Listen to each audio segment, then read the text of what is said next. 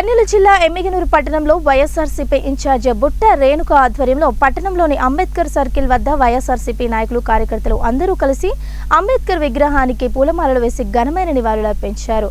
ఈ సందర్భంగా YS chairman Nazir Ahmed మాట్లాడుతూ భారతదేశ స్థితిగతులను మార్చివేసిన వ్యక్తి డాక్టర్ భీమ్రావ్ అంబేద్కర్ అని విద్యా ఉద్యోగం సమానత్వం మొదలైన ప్రతి విషయంలో అంబేద్కర్ ని ఒక స్ఫూర్తి తేజంగా అందరికీ ఆదర్శనీయులు అన్నారు।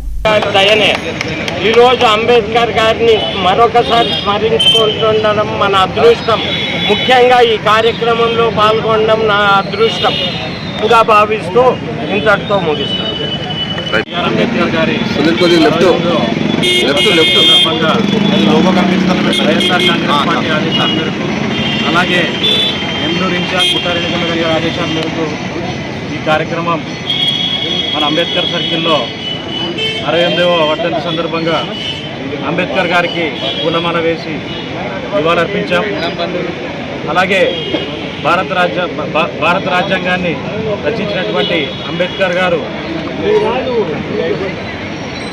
దళితుల బలిగిన వర్గాల ఆశా జ్యోతి కాబట్టి ఆయన భారత రాజ్యాంగం రచించారు కాబట్టి ఈరోజు మేము ఇలాంటి పదవుల్లో కొనసాగుతున్నాం।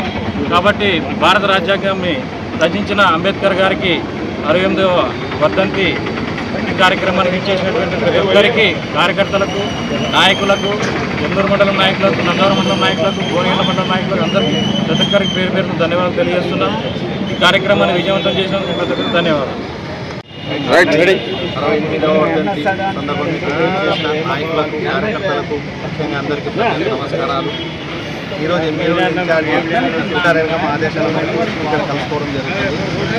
మన అంబేద్కర్ ప్రోత్సాహంతోనే ఈరోజు రాజ్యాంగపరంగానే ఈరోజు నేను ఇక్కడ నిలబడి మాట్లాడుతున్నాను।